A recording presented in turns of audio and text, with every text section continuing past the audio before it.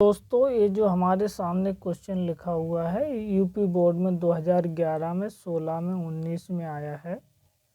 यदि आप भी हो ए यानी 2/3 का है, बी 3/2 का है, तो ए बी तथा बी ए ज्ञात कीजिए तथा क्या A B equal to B A होगा।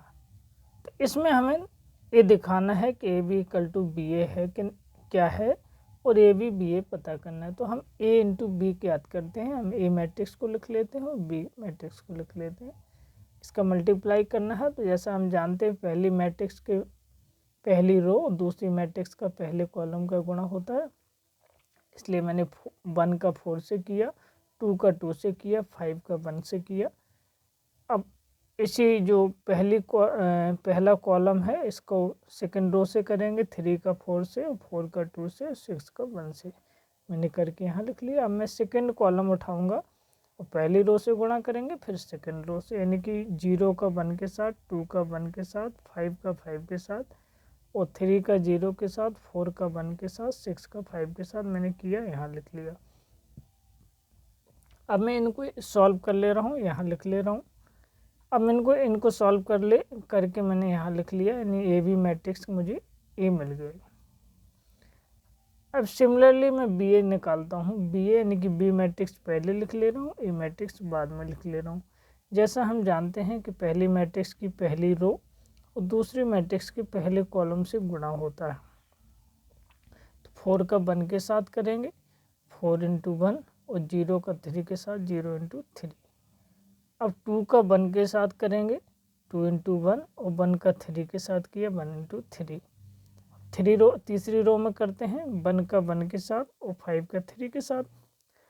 अब मैं सेकंड कॉलम को उठाया, पहली रो में करेंगे, फिर दूसरी में, फिर तीसरी में, यानी कि 4 का 2 के साथ, 0 का 4 के साथ, 2 का 2 के साथ, 1 का 4 के साथ और 1 का 2 के साथ और 5 का 4 के साथ मैंने किया, यहाँ लिख लिया।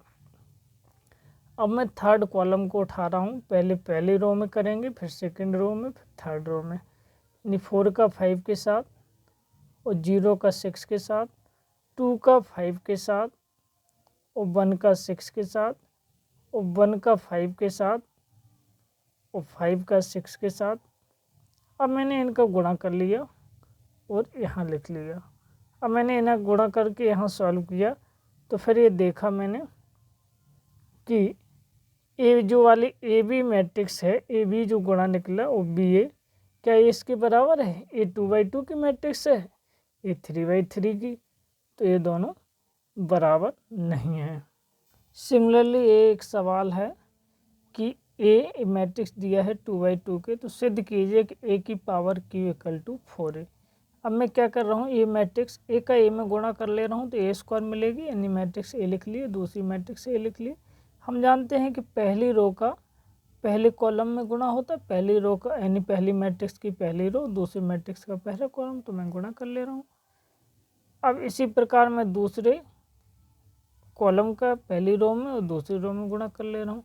इसको सॉल्व कर ले रहा हूँ, तो मुझे मैट्रिक्स ए मिल रही है, यानी कि 2/2 की मैट्रिक्स।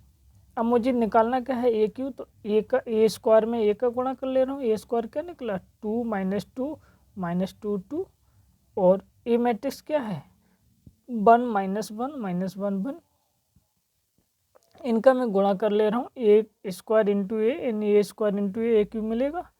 अब हम जानते हैं कि पहली मैट्रिक्स की पहली रो दूसरी मैट्रिक्स का पहले कॉलम में गुणा होता है, यानी 2 का 1 के साथ 2 1 जा 2 और माइनस के 2 का माइनस के 1 के साथ, और यानी माइनस के 2 का 1 के साथ और 2 का माइनस के 1 के साथ। इसी प्रकार सेकंड कॉलम का करेंगे, पहले पहली रो में फिर सेकंड रो में, 2 का माइनस के 1 के साथ, माइनस के 2 का 1 के साथ, माइनस के 2 का माइनस के 1 के साथ, 2 का 1 के साथ मैंने गुणा कर लिया और यहाँ लिख लिया। इनका अंदर सॉल्व करके मुझे मिला 2 + 2 - 2 - 2 - 2 -2 और 2 2। इसको मैंने सॉल्व करके यहाँ लिख लिया। तो ए की पावर क्यू मुझे क्या आया, 4 - 4 - 4 4। हमें सिद्ध क्या करना है, ए की power Q equal to 4a। तो ए की पावर क्यू तो मुझे ये मिल गया 4a। ए मैट्रिक्स क्या है, 1 - 1 - 1 1 मैंने रख लिया।